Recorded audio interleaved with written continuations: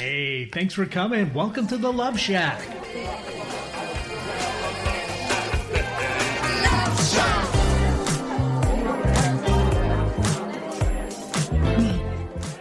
Hey, welcome to the Love Shack. It's a little old place where we get together, explore fresh perspectives, eavesdrop on juicy conversations. Boy, have we got one for you today. And uncover the mysteries that nobody talks about, but absolutely influences our relationships. If you are struggling in your marriage, just starting out in a new relationship, or man, you're single and know you got to do better next time, this is a great show for you. I am Stacey Bartley, and I am here with this handsome, gorgeous man, my lover and partner. And yeah, we're married. I got to start saying that because of a book that we're writing. But long story short, we've been serving and loving on people from around the world for the past decade. And we spend our time literally thinking about ways that we can create more love and less fear in the world, both with ourselves and with others. So I'm going to encourage you to take a pause right now, give yourself the gift of this time, grab your favorite beverage, because that's going to become important, and gift yourself some time with us today. Absolutely. And a quick shout out, or not even so quick shout out to our listeners, because without you guys, we wouldn't have anything. So just a couple reminders as to how we are here to serve you. We are live every Thursday at 1 p.m. on KKNW, our awesome station up in Seattle, using the powers of technology. We're here in California. We also streaming to our YouTube channel, which is Love Shack Live Show. Also our Facebook page.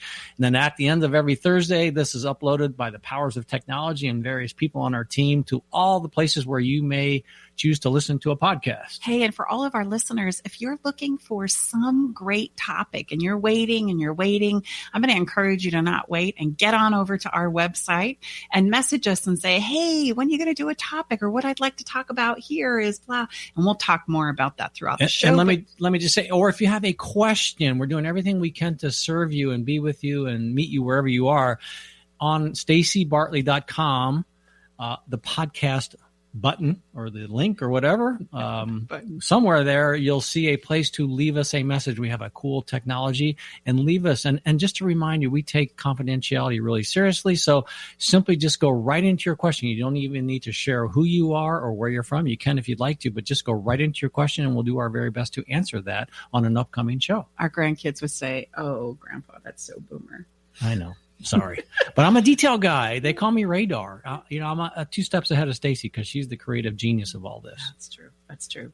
Today we have a conversation that's coming your way. It's on mental health, because we are celebrating mental health awareness, and we are going to be talking about the best ways to support yourself if by chance you find yourself struggling right now.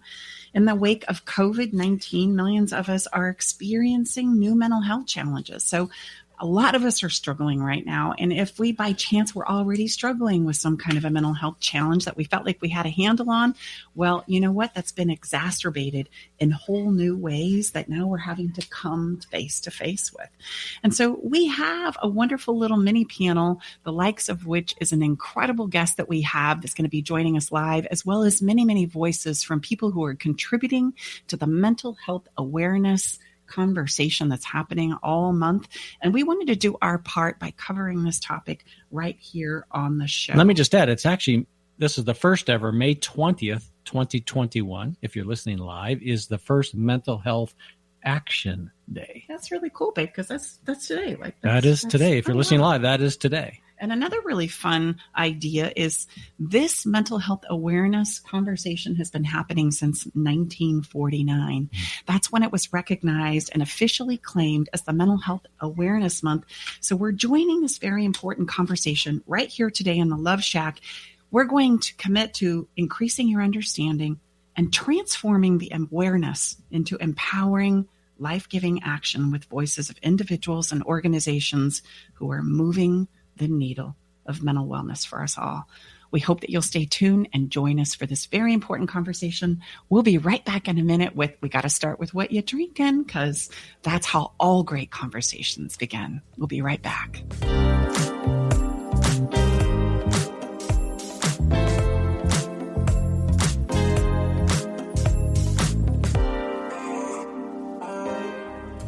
Are you tired of sitting on a couples counselor's couch and feeling like you're just rehashing the past? and making no progress? Do you feel like you're holding on to your relationship but panicked you're losing your partner? It's time to learn how to deepen your connection, finally resolve the arguments that keep coming up, understand yourself and your partner, and create the level of intimacy you've been dreaming of.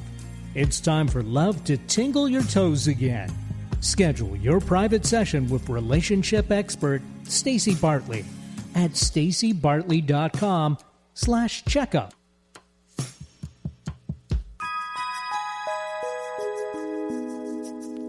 Ready to learn the most important thing you can do to revitalize your relationship today? Go to staceybartley.com/fairydust. staceybartley.com/fairydust. This is the number one thing Stacey teaches her VIP clients that has the power to improve the health of your relationship today. Learn how sprinkling a little fairy dust in your relationship can stop arguments in their tracks, rekindle your spark, and take your difficult conversations from the struggle bus to easy street.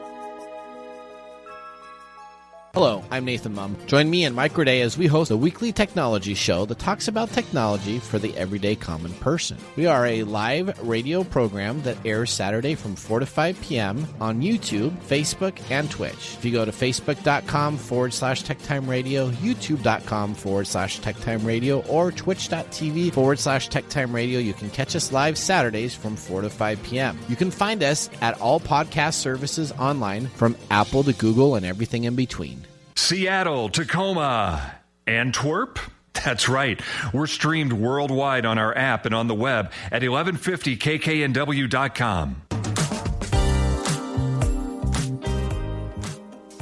Welcome back, everybody. We are Tom and Stacey Bartley, hosts of Love Shack Live. Good to have you here, along with our awesome engineer, Eric Ryder. He is at the Spaceship Enterprise up there in KKNW in Seattle. And together we are going to, if you're just joining us, we have a very important conversation. Stacey shared, if you're just joining us, this is Mental Health Awareness Month. Today actually is the first ever Mental Health Action Day. I love that. So taking what you're hearing, our intent is to have you put this into action. Together we are going to increase your understanding and transform your awareness into empowering, life-giving action with voices of individuals and organizations who are moving the needle of mental wellness for us all. So please join us for this mini but mighty mental health panel discussion. Powerful voices who serve tirelessly, that's a tirelessly, and for sure, tirelessly to remove the stigma and empower us all to a place of mental wellness. And we're really excited to say that our main guest today, who will be joining us here on the show, is a TEDx speaker, mental health advocate, and family member. Yes, you heard that right, David Woods Bartley. And you guys are going to hear us refer to him as Woody because we can't help ourselves. You'll also be hearing from Sue Carello, who is an author and therapist, Diane Mintz, who is a mental health speaker and advocate. But before we jump into the heart of the matter, babe, we've got to begin where all great conversations begin, because if you were with us personally inside the Love Shack, where maybe someday we could create that, wouldn't it be so cool? Where you get to come into the Love Shack and we get to say, okay, here's what we're drinking today. Sit on down. So we're going to invite you in virtually. We're going to invite you in virtually with the powers that we're all using right at this moment. Yeah. Because again, think about it. When you come together, it's usually over something nice to drink and something nice to eat. Mm-hmm. Yeah, even if it's a glass of water, it doesn't even have to be fancy. So Tom and I always start our segments with what you drinking. What you drinking? And we have we're going to turn this. À la santé, vivons vieux temps et qu'il dure longtemps. Stay with us. We'll be right back. Navigating the silent, complex moments of separation or your partner's need for space can feel like walking through a maze without a map. If this sounds familiar, know that you are not alone. This journey, filled with uncertainties and introspection, requires a gentle, understanding guide. Hey, I'm Brooke from Love Shack Live. We see you, and more importantly, we get it. That's why we created the Separation Support Bundle. a collection of resources designed to not just guide you through separation, but to offer comfort and clarity during these times. Our separation guide offers insights and support to help make sense of your emotions and the process of separation. And for those moments when words escape you, our guide on 10 texts to send when navigating space provides thoughtful prompts to help communicate with compassion, plus a soothing separation meditation to help ease the overwhelming moments. Because sometimes all we need is a starting point, or a way to start feeling okay again. Remember, you don't have to journey through these complexities of separation alone. Our separation support bundle is here to accompany you, guiding you towards healing, understanding, and most importantly, the renewed sense of self. Visit stacybartley.com/bundle today to access your free separation support bundle. At Love Shack Live, we're all about exploring the real stuff that relationships bring, the good and the challenging. So let's tackle this together, because even in the hardest times, there's hope, growth, and yes, even love to be found. And we're going to put this sparkling wine conversation on its head today, because what we're about to share with you is going to blow your mind. We are going to mix it. Now, when does anybody ever mix sparkling wine into a cocktail? Well, Tom and Stacy do. And man, it's delicious. We have one right here for all of you who are watching us on video. This baby is amazing. And before you say, oh my God, that sounds gross, you know what? Be careful. I know. I said, honey, no, please don't mess with the taste of Prosecco. I have to say, pretty darn tasty. Yeah. So here's what it is, you guys. Really quickly, I want to give you the recipe. It is 1 part coconut water or milk. If you like milk and you like things a little creamy, perfect. 1 part, 6 ounces to be exact, ginger beer. It's also a huge squeeze of lime juice. And on the top, you put a little bit of Prosecco. It's incredible. And Tom and I, we can't get over the $6.99 bottle of Prosecco that you can find at your local Costco if you're here in the States. We know that there's worldwide listeners listening to our show, and that's awesome. I wish you had a Costco, but you probably don't. Maybe they do. They are worldwide. Maybe, and they probably have better Prosecco than we do. Well, I don't know. But so cheers to this. Cheers to this. Yes, whatever you're drinking right now, please know that we're here and we're sipping and we're listening, and we're going to step into a wonderful conversation. And a little spoiler alert, we're going to have something fun. We're going to shake this whole sparkling wine thing up next week, and we're working on some things behind the scenes for bringing some more excitement and true authenticity to this what you drinking segment of our show. Well, and you know what? We already know that next week we're going to have an incredible sparkling wine that's only fermented once. And for any of you who know anything about sparkling wine, that's like, what? Yeah. It's way outside the box. Way outside the box. Okay, here we go. Today is way outside the box. So again, coconut water and milk, ginger beer, lime juice, and you top it all off with whatever your Prosecco or favorite sparkling wine is. It's wonderful on a summer day because it's coming. Put it on some ice, enjoy, sip slowly. It's going to put a smile on your face. It's going to make a smile happen on your heart, and it's going to make your toes tingle, I promise. So enjoy. I guess we're just going to step in to follow the fun. We got to do that. There's nothing that will enhance your life in any kind of a moment than putting the problems on the shelf and just taking a moment to have a little bit of fun. And it doesn't have to take a lot of time. I know for myself, I've been through some ups and downs, just like pretty much everybody has in their life. That seems to be a human thing, by the way. If you're wondering right now if this is something that's just happening to you, it's not.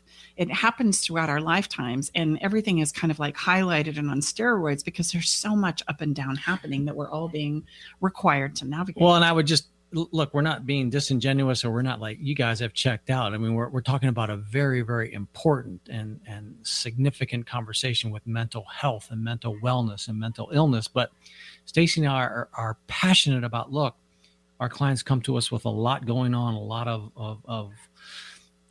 lot of issues about, I would say, and we always encourage them, look, remember, if we wait to have something that speaks to us, some follow the fun until we get it all figured out, guess what? We're never going to have any fun. Mm-hmm. We're never going to be having any fun. So we're not disconnected. We're not trying to be Pollyanna, but we're encouraging all of us to look, we like to say, you can put that up on the shelf. It's not going anywhere, and take a few moments, a few minutes, a few hours and follow the fun. follow the spark. Do something that changes your biology, your physiology. And I learned this follow the fun tip that I'm going to share with you today when I was newly married as an 18-year-old girl. That's before me, ladies and gentlemen. That was, we came together much older in our lives, shall we say, or better. I'm not more sure. mature. Yeah. Thankfully, I think. Maybe we're still working on that part. We digress. Now we're back on track. Here we go. I would imagine being married to a person that you had just broken up with. You found yourself pregnant as a high school girl at 17. I'm now 18. I'm about ready to have a baby. We've moved into our apartment and I'm trying to figure life out. I'm trying to go, what just happened? Well, it just seemed to happen at that point in time. Michael Jackson's new Off the Wall album came out. Oh, wow. And I just remember reaching for it when I would feel myself slipping away or really struggling on days that were really difficult. And I would put that record on and all I would do is start to move. I would just start to dance. And I come from a dancing background. I've always loved to dance. It's always been something that's made me feel just a little bit better. And so it's been something that since that day got me through so many rough times that I go back to again and again and again and again. So I want to share that with you today. I want you to know that at any moment you can put your problems on the shelf and you can put on some dance music and you can start moving. Oh, yeah. Uh-huh. Right? Think I better dance now. Oh, yeah. See? Wow. And this song, ironically, was one that used to get me started. And I start moving a little bit, and then I would start dancing, and I would work it out. And as my kids grew older, and I ended up having many kids, 6 to be exact, we would dance together when we didn't know what else to do, right? When maybe there were some challenges afoot, mom and dad weren't getting around and along so well. Or we were just looking for something to kind of re-energize us for the day. We would put on the music and we would start to dance. Well, and I'm going to step in as the science geek. Stacy usually is the science geek of our partnership, but absolutely confirmed via science the quickest way to change our state is by moving. Yes. There is no, believe me, that's not me. That is scientifically proven. So this is a big super tip right here to follow the fun. Not only follow the fun, but change your state quickly. We've got to move. And so when we dance, it releases endorphins in our body, and this chemical triggers positive energy and good vibes. So these endorphins help to improve our emotional state and reduce our perception of pain. That's why if we start dancing, we start to feel just a little bit better. So I'm going to encourage you this week, or maybe for the rest of your life, when you're feeling a little down, put on some dance tunes, man, and just let it move you. Start dancing, and you'll be surprised. I love it. You'll be surprised at how much better you feel. And listen, we could just sit here and play that and we'd be blissed out. And we're sorry to go. No, we've got lots of things to cover here. Hey, if you need more tips like this, we're going to encourage you to get on our Follow the Fun list, and you can access that at stacybartley.com. Just hit that podcast button that Boomer Tom talked about earlier, and you're going to be able to go to getting on the list, and we're going to send you weekly tips on how to get more fun, as well as we do giveaways once a month. We're going to have one coming up here soon. So get on over there. That's got to learn how to play. Our giveaway is our first Thursday of every month. Yes, absolutely. So moving on with the show, right? I can't stop moving now. It's all in my head. Think I better dance now. But you've got some things that you need to share. Now, in the spirit of full disclosure, we created this segment of the show because I do tend to hog the conversation. And Tom has lots of great things to say. So we're going to let him say them. But honey, you got like 2 minutes, okay? Not 2 even. minutes. Because we've got this. No, okay. So yeah, Tom's tantalizing tip. So this is a big one in many regards. What do you have coming up, babe? I say, to wait or not to wait. There's just an amazing amount of synergy here with this show and my own journey and my family's journey and the last several shows. But to sum it up, oftentimes we wait. in our body of work, we teach and coach and mentor. We have a physical body and an emotional body, and they're both very, very important. And a lot of us will kind of err towards or tip or kind of, be more grounded or rooted in one place or the other. They're both very, very important. But my point in sharing here is I've waited too long. Again, both of these bodies will give us incredible signals and signs that we oftentimes ignore or put off or think, oh gosh, I don't have time for that now. And we kind of go to that, what Stacey and I like to call the hope and pray strategy, hope it's going to go away, or, it will get better with time, and it doesn't. Well, I'm thankful to say I'm having knee replacement surgery. If you're watching us live tomorrow, which is all good. People think, oh my gosh, no, it's all good. Celebrate, because I've known for like a minimum of 4 years, we were told by other health professionals that knee is shot. So anyway, we're going to be coming into the heart of the matter here. And so if we're having these signals that we're designed, we say Gus, God, universe, and spirit has so wonderfully designed us all, then it's up to us to pay attention to them and use them as the signal. We don't have to be afraid of them, but they're that divine providential signal that we all have, whether that's emotionally or physically or a combination of both, to act when it's probably more often than not, I would say, not to be generalized or prejudicial, but for me, I've waited too long on this physical signals I've had, like significantly longer. So I am very excited because Stacey loves to dance, and dancing, interestingly enough, is like one of the most painful experiences I can have with all of my. This is the year of the rebuild, ladies and gentlemen. Well, and Tom, let me just ask you, do you feel like you've waited too long? And how is that? I think there's two key points here that I would like to ask. If I were sitting in the room with you, I would ask, number one, do you feel like you've waited too long to address this physical problem that's been screaming at you? Yes. And number two, how has it affected you emotionally in your emotional body? Well, significantly, because it's in what way? I'm sad because I'm not able to do a lot of the things that I love to do. Mm-hmm. And one of them is to be able to dance with my wonderful wife, because I usually go kicking and screaming, but when I get out there, it's incredible because she just leads and I follow, kind of like the show here. I'm like the Ed McMahon, if you're old enough to realize, Ed McMahon with Johnny Carson just occasionally would chime in, the easiest job in the world. So I don't have to do a lot, but it's fun, it's movement, and I know how much joy it brings to Stacey, but literally it causes me. So, but I did a lot of years of very significant exercise and physicality, and I'm not able to do most of those things now. So yeah, it has greatly compromised my physical abilities. So yes, I've waited too long. Mm-hmm.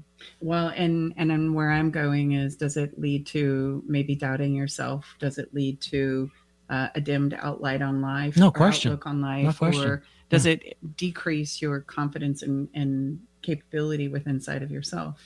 Yeah, I mean, I by design, I chose to here where we live in Northern California, outside of Sacramento. It's a real haven for people that like to do endurance athletics because of the climate that we have and the topography and geography. We don't get snow, so people that like to train all year round love coming here. And I trained with some people by design over many years to teach myself how to go past the point of where most of us can go. And so I identified a lot of that with myself and my rigor. I've lost a lot of my rigor. I've shared with Stacey a lot of times that well that we go to is not there anymore, Mm-hmm. And so like, dang, I don't have that. So I'm going to be skipping into the surgery center tomorrow morning, and saying, let's rock. Because you're getting your life back. Yes.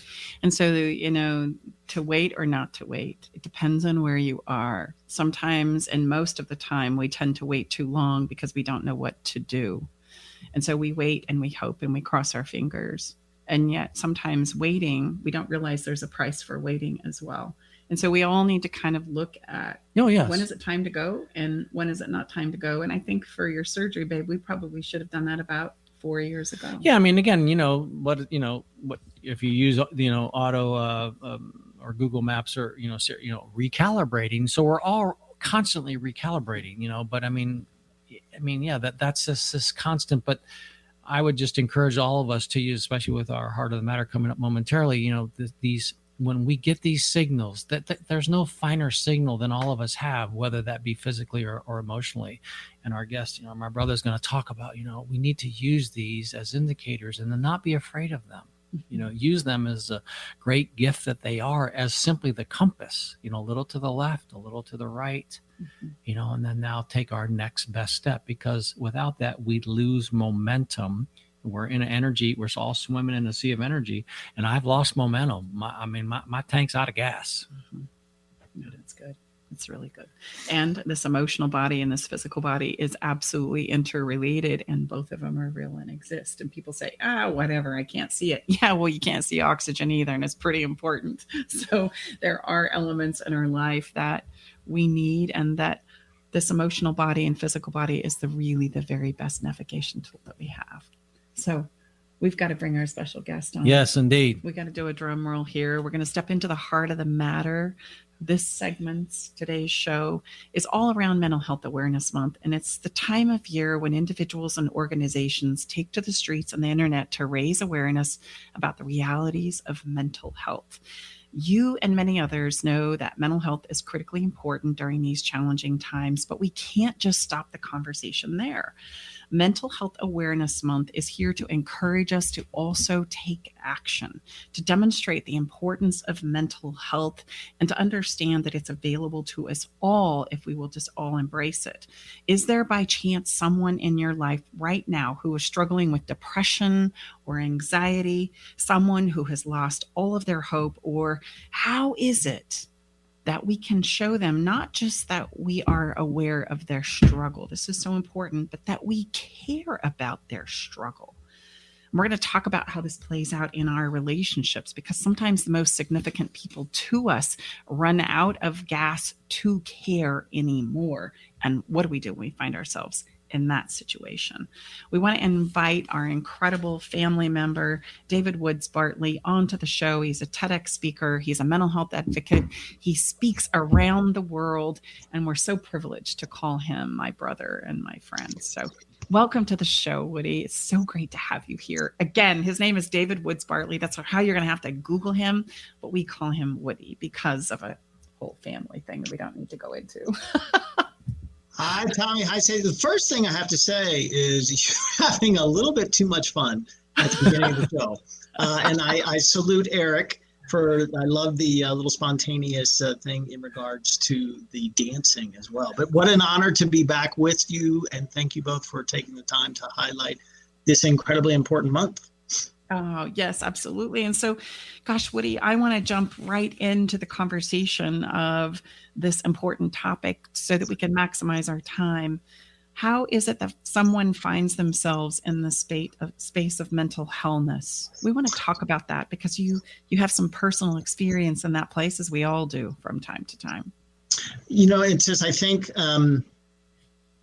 there's a lot of reasons, but I think that they typically are fall into the category of usually it's a confluence. In other words, the genesis or the starting point is usually a confluence of some sort of genetic predisposition. In other words, and let's just use depression amongst all of the evil incarnations of mental illness, you can inherit a gene.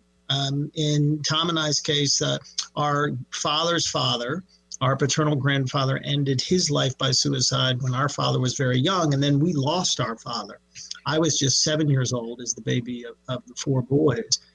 So you can inherit the gene, but because it's a medical condition, just like heart disease or diabetes, it doesn't mean that you're going to suffer from that. But with mental illness, if you consider genetics like dry kindling, there needs to be something to ignite that. And oftentimes it's trauma. And for me, it was the trauma of losing our father when I was just 7, and then the horror of being raped at 11 years old by a Boy Scout leader. So at 58 years old, I have danced with this issue for the vast majority of my life. And in the absence of being able to heal from that, to be able to understand what the impact and the value of self-care, especially when you put your self-care on a pedestal, a soul will ultimately get to the place of hopelessness because the weight of the malady, almost like Tom's knees, they give way.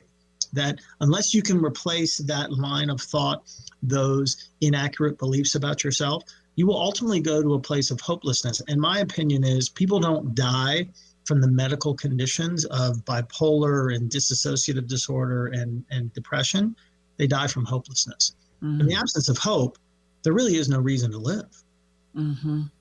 I so agree. In fact, I love it when you say, Woody, you and I have conversations about love being the most powerful force of all. And you'll say, oh, no, sis. You'll smack me down and say, actually, it's hope. I do. And, I said it because, in your body of work, love can be fickle. It can play hide and seek. It can play hard to get. Faith is kind of like an intimidating rock star or a celebrity because of its prowess.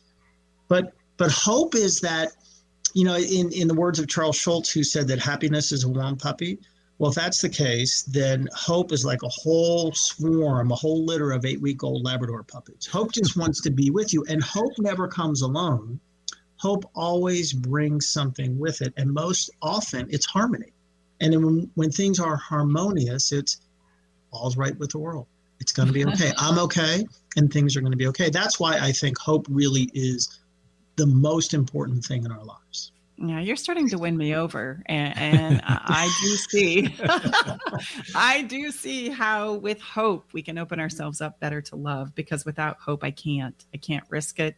I can't go there. I can't express it. I can't share it, which is going to be required for creating connection with those I love and care about the most, and who love and care about the most around me, right?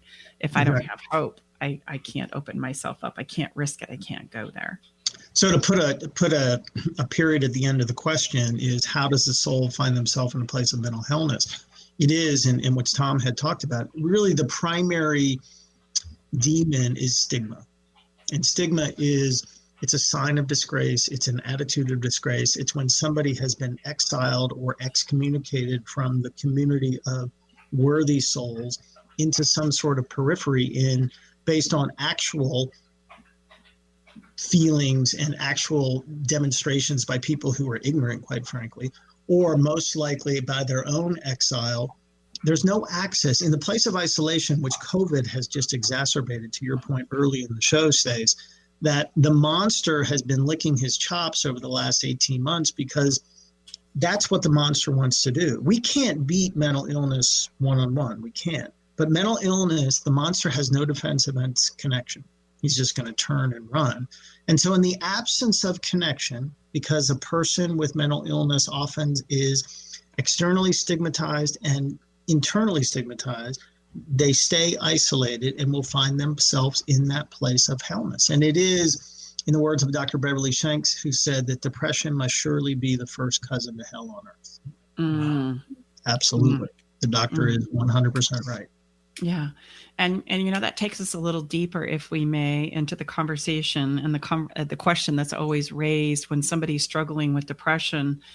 In fact, I have the privilege and honor of supporting many souls, as you do, who struggle with this monster of depression, and they're contemplating and discussing ending their lives. And I have people ask me all the time, like, how do you handle that question? Like, where do you go when people bring up the fact that they're contemplating maybe snuffing themselves out of the universe?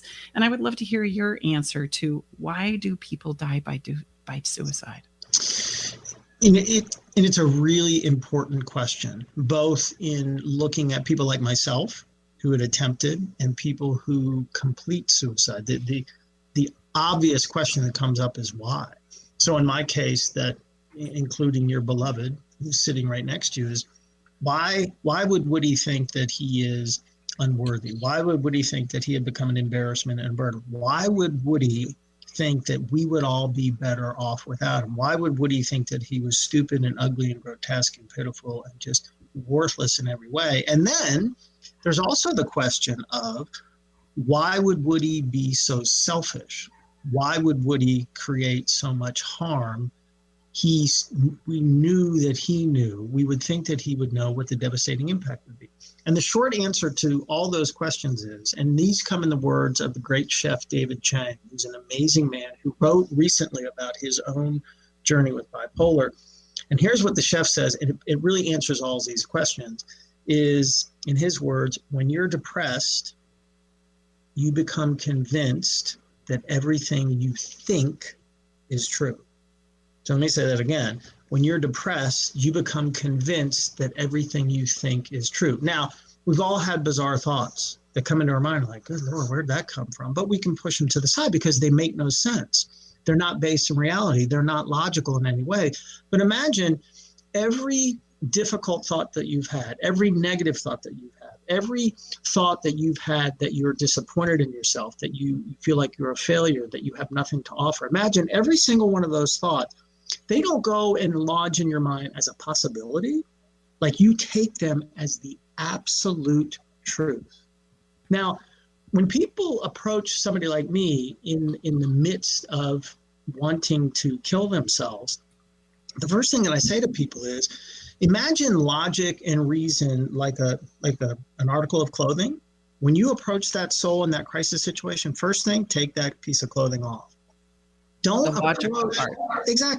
approach the situation with any sort of sense, because it makes no sense. Because the person is believing and has become convinced of something that's not true. It has no basis in reality at all. We all make mistakes, but none of us deserve to die. So, excuse me, Dave, I was just going to say, so is that because of the brain chemistry and how the disease process works as to why they're, like you said, typically you can just say that makes no sense and you can dismiss that? Is that why when you're in that place, you cannot dismiss that? You know, Tommy, that's a great question. And it's interesting. There is, I think, based on proof in the most empirical, scientifically supported, that the confluence of genetics, which impacts brain chemistry and everything else, along with trauma, that's the typical fashion. But of late, there's more and more and more evidence that chemistry and genetics plays a part, but it's really what happened to you. It's really the impact of trauma. And I think in the ability for any of us to process loss on a more generalized experience, especially with COVID, and then somebody who has suffered the horror of unspeakable trauma, in the absence of being able to process that, what happens is almost like a wound that stays covered up and is not given access to air. We need to give air to our thoughts. And really the most important thing that we can do, and I think this is a tenet in your work, because I've been on the receiving end of great coaching from both of you in my relationship, that Lady Bird Johnson said it this way, which I think is far better. The great Lady Bird Johnson says that people need to be given the opportunity to hurt out loud. And that's just it. Just to be heard. And then Dr. Rachel Neo Remen says is that she feels the most basic and powerful way to connect with somebody is to listen. So you create the space for somebody to unburden their soul, to hurt out loud, and then you give them the gift of listening. That's probably the most powerful thing we can do to help a soul who's in that crisis point. And, that takes me to a place when any of us go through grief and trauma, what we tend to do is we personalize it. We personalize everything because we are going through an experience. We're having an emotional experience. And I say the greatest kryptonite we have to us as human beings is self-doubt. And when we go through trauma, it causes us to doubt. We make up stories in our movies, which is a framework we teach about who I am and how I attracted this into my life and how this might be my fault. And if it happens a second time or a third time, or I constantly have those feelings and emotions bubbling up inside of my body, it's really easy for me to start feeling like the emotion is validating the self-doubt that I believe is true. And so I see that we can absolutely start buying into these lies from that depression monster that you so eloquently, describe. And we start doubting ourselves, which is also the kryptonite to comparing myself to others, to judging how I did something or said something or didn't do or say something, or how somebody is treating me. And I take all of those things personal, and this self-doubt becomes the kryptonite that will cripple me. Exactly.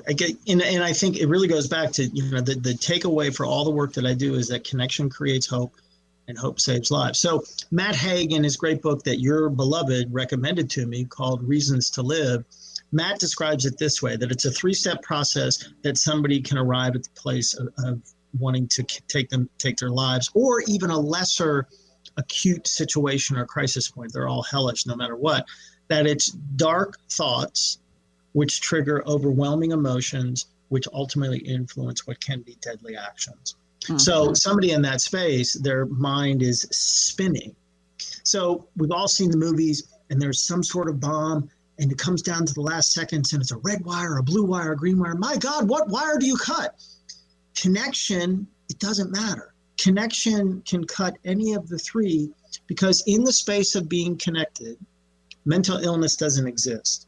In this time with you, and any time I'm with you, it's this sacred experience. I've had a good day. But let's say before the show, I was in a depressed state, because I still deal with this. I still have thoughts occasionally of ending my life, but they're days, not weeks or months. But let's say I came into the show before that. Because we are connected for at least this hour that we're together, connection has snipped one of those wires, because I can't hold competing thoughts of living and dying simultaneously. It's impossible.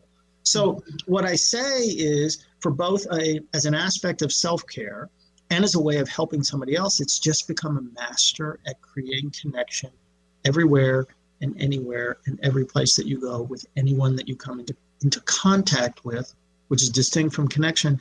And there's lots of different ways that I teach, and they're all simple. You already know them. All I do is just go around through story and remind people that it's the little things that will save people's lives. Absolutely. Well, so you have some wonderful voices that you've brought to the show today, and I want to give a shout out and give them all due time. I want you to introduce for us, if you would, Diane. We have a clip from Diane that we want to share with the show that's kind of in line with what you're talking about, Woody. And I understand that you have been a huge mentor in regards to her opening up and being able to share her story and create connection for herself in her own life. Let's hear from Diane. The fact that there's such a freedom in sharing with people and finding out their stories and what they've been through, and just to connect on a deep level, to be able to say, maybe not exactly, but oh my gosh, me too. And it connects at a very human, spiritual level in who we really are. So I would encourage people to find somebody who you can share your story with and just be vulnerable, no matter what your struggle is, how intense or mild it has been throughout this pandemic, or even way back from childhood. Share. And there is a healing that comes from knowing that other people can in some way relate. People are dying to talk. That's one thing I learned too. After sharing in a presentation, having people just come up and wanting to talk about their experience. We've been keeping stuff inside for so long, and it's literally killing us. We're dying to talk. We're dying to share. So do it and be free and bless people like my dear friend David Bartley. Thank you for inviting me on this program. Bless you. Oh, isn't that so precious? So Diane and I have been friends for a great many years. We've shared the stage on countless occasions. Diane wrote an amazing book called In Sickness and Mental Health. And it's the story of she and her beloved husband and the journey that they've taken. She is extraordinary. She's also on the board of directors for the Sacramento NAMI, an amazing advocate. All the while she and her hubby have a very successful IT business. That's incredible. And I looked up her book, and I'm going to read it. And gosh, if any of you are looking for some resources, I would give a shout out to that. Yeah. The name of the book is, again, In Sickness and in Mental Health, or in Sickness and in Mental Illness. I want to make sure I get this right. How to Love and Support Someone Who is Struggling with a Mental Illness. So check it out. Did you have something you want to say? No. Did you take a breath? No. So let's also hear from Sue. She's another wonderful person that you brought on to highlight the importance of getting support, taking action, bringing some awareness to this conversation of mental health today. So let's hear what Sue has to say. As a therapist, I just want you to know I treat people who are hurting for many different reasons. The human experience is often painful, and sometimes we're not prepared for that kind of pain. Somehow, sharing it with a safe person can help alleviate the sense of being all alone in it. We experience emotional healing through relationships. My job is to be one of those healing relationships that can help the soul find a safe place to sort itself out. My job also is to be a person who can listen and challenge some of your beliefs, but will not show up at Thanksgiving dinner and tell all your deeply held opinions about other family members. That's why you go to a therapist you're not related to. A person is so much more than a diagnosis or an illness. We use a diagnosis to describe a common pattern of symptoms so we don't have to re-explain it every time we're talking to another mental health professional, and for billing purposes. You are not depression or anxiety. You may be a person who is challenged with depression at this time, but it's not who you are, and it's not a permanent state. Most mental health conditions can be treated and overcome. For example, PTSD is a treatable condition. It's not a life sentence. Others with more biologically based symptoms, such as bipolar, can be managed so a person can have a rewarding life worth living. Therapists have many different theoretical approaches, and you don't have to stay with the first one you meet. It's important to feel comfortable with a person with whom you are sharing this part of your journey. As an art therapist and trauma therapist, I work with metaphor and imagery quite a bit, and others will have different approaches. The most important factor is the healing relationship. Thank you. Bye. I love how she says a person is so much more than a diagnosis. And I love how she gives a shout out to why it is we do provide diagnoses. It's not because they need to really become who you are, right? And you have to stay stuck there. It's because we as mental health professionals want to be able to describe what they're struggling with without having to go through the description of it. I thought that was brilliant. Yeah, and I've known Sue's beloved for 10 years, and she is an amazing therapist. She is in private practice, so if you Google her, you can find her, and she's right in Auburn. And if you are in need of a therapist, Miss Cirillo would be one to please highly consider. Well, and she also does teleremote therapy as well. And she highlights on imagery, and she also highlights on art therapy. So, yes. You know, sometimes that's a medium. We have many doors to our hearts, many doors to our souls, and we all heal differently. And so we need to find what that pathway is to us, right? In expressing and sharing and opening up and getting the support that we need. So that's absolutely one of my favorites. Imagery and art is an easy way for us to go there because it doesn't require words. Yeah, exactly. So we have one more, Claudia. She absolutely stepped in, and here at the last minute, she kind of wraps up this whole concept of, right, how we create hope, as you say, Woody. How do we create hope through this idea of connection? And Claudia had this to say about that.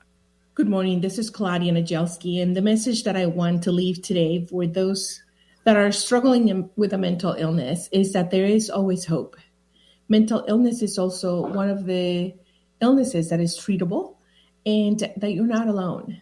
So if for whatever reason you are struggling with a mental illness at the moment, or you have a loved one or a friend or somebody that may be struggling with the same, please reach out. Reach out to somebody that you trust. Reach out to some of the many resources that are available here in the County of Sacramento and beyond, and have somebody speak with you as far as what are some of the options that you have. Just reaching out and saying what may be happening to you, what may you have been experiencing in your life, is something that is just the first step for freedom, for finding really the answer. I know that most of the folks that struggle with a mental illness take about an average 10 years to seek help. And just imagine all that they could have done in their lives with those 10 years if they only would have reached out sooner. So again, you're not alone. It's important for you to speak out with somebody that you trust. And we are in the process of removing the stigma through a book called Faces of Mental Illness. And that is stories of 27 brilliant and brave souls that want to get this message into the world so that the community that we lived in, society, and really the world begin to understand that despite our mental illness, we are still great individuals making great strides in living the best life that we can and doing good in the world. If you have any question at any time, feel free to reach us at our group on Faces of Mental Illness on Facebook, and we'll be happy to respond to any questions that you have. Have a great day and look forward to assisting you in the future. Take care. Bye-bye. I think it's so great. 10 years we typically wait before we get help with mental health. It's amazing, and the best analogy in terms to really underscore or to paint a picture of what the suffering is like. What would it be like if you had a toothache for 10 years? Can you imagine that? So imagine that just becomes more severe, right? Well, or just, anytime we have pain in our mouth, I mean, it's just awful because there's very little that we can do to avoid that pain because our mouth is so central. So imagine though you lived with that for 10 years. Your beloved has lived with aching limbs for longer than that. And Tommy, you can say what that's like. So imagine if you compared that to living with, a brain disorder, really in the words of Dr. Martin Rubin, who's this amazing psychologist and medical school professor, he says it's really a thought disorder. So imagine if those thoughts, you're living with ailing thoughts for a decade before you went in and talked to somebody. And it's not to shame anybody. No. Part of it is that you can bring people right to the cusp of a whole pond size, an ocean size of mental health resources. But if people don't feel connected in some way, shape, or form, they're never going to walk through the door to those resources. On the flip side, though, once a person's connected, and these are the words of your beloved, once they understand themselves and feel understood, it underscores the truth of what I heard Tommy just say the other day, that understanding is the only thing that facilitates choice. And you think about that. In the absence of understanding, you have no choice. But when you understand or you feel understood, all of a sudden everything comes. Now you can still choose not to, but at least you have a choice. Right. And at least you're aware of what that choice is. So today, really, because it's Action Day, let's talk about, as we wrap up this segment, some of the actions that we can absolutely take right now if by chance ourselves or somebody that we love is struggling. What are some action steps that we can take right now to make this really super simple? Let's fire them off as a team, shall we? Because there's so many, and we are all going to go to our favorites. Okay. So my first one is just sit down and listen to somebody, right? And I wanted to give a shout out to the people who have done this and are like, oh, see, I've done that for hours and I can't do that for my loved one anymore. Then that's a high sign that you yourself need to get some support. Right. So you get the support so you can fill your gas tank so that you can give that gift to the people you love the most. Okay, Woody, what do you got? So I think the central thing is that to leverage the power of curiosity to create understanding. So in the Matt Haig sense that thoughts lead to emotions, lead to actions, the power of curiosity. Now, understanding is the destination, curiosity is the vehicle. It's the mechanism. In the space where someone's mind is spinning, curiosity slows the speed of thought. When you ask a heartfelt, compassionate question, the person will slow their thinking and respond to the inquiry, and everything changes. And in the space of understanding, it's all good. So, and oftentimes these are counterintuitive questions. The first responder who saved my life off the Forest Hill Bridge, the first question out of that soul's mouth was, David, what does it feel like to be depressed? And so I would ask people to ask counterintuitive questions, allow people to talk about their worst moments. Those are not the things that's going to push them over the edge. Instead, because you've allowed them to hurt out loud, that oftentimes is one of the greatest gifts that we can do to create connection and thus open the door to hope. Mm-hmm. Yeah, and I will this is the one, Woody, that you've always reminded me about is, it's not what's wrong with you. You share, what is it that you need to hear? Not what's wrong with you. What would you need to hear? What happened to you? What happened to I love you? that. So listen, if by chance you're in a place where you need to take action, which is what we want to encourage you to do today, you can reach out to somebody that you know is qualified to support you, Or there's this 800 number that will get you started and opened up to the resources that are in your area. Take this down, 1-800-273-8255. Again, that's 1-800-273-8255. And you're going to receive a free confidential conversation on what the next best steps are for you. And Woody, how do people find you? So it's David Woods Bartley. If you Google my name, it'll come up with my website that Tom's beautiful daughter, my niece, Brookie, has created. There's also a link. You'll find a TED Talk that, if nothing else, I wrap mental health in animal stories, and it's not so much me as a speaker. It's just the story at the end. If you take 6 or 7 minutes out of the 18-minute talk, I think you'll really enjoy it. It really underscores, I think it's a perfect story to understand the power of connection. So just Google my name. If you want to talk personally, Tom and Stace have my cell phone number. Give me a call. Awesome. All right. Well, we need to jump right to, thank you so much, Woody, for being with us. We're going to jump right to Can You Feel It? We have a fun video clip that we hope that we have a few minutes to play. Tom and I were privileged to look at a group of people coming together, connecting, sharing, and it didn't matter what your race was, didn't matter what your relationship status was. It was just good music that connected a whole group of people.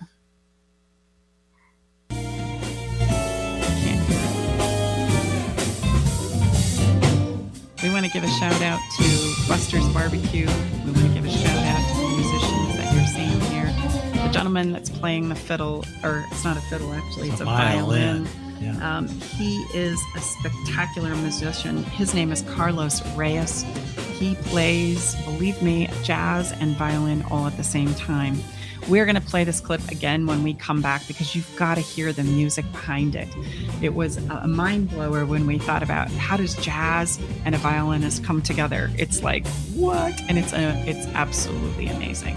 We do a segment of Can You Feel It every single week. And because of this, we want you to not only hear what we're thinking, challenge your thinking, but we want you to feel it in your heart.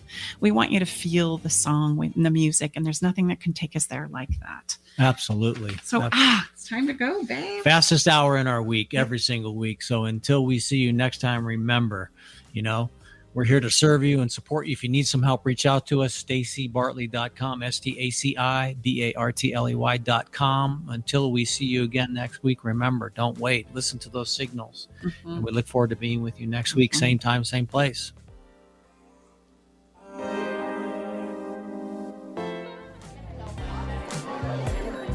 Thanks for joining us today in the Love Shack. We hope you came away with something that made your toes tingle.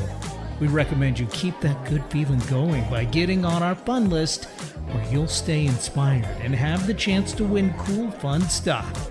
Join the fun list at StacyBartley.com/fun. That's StacyBartley.com/FUN.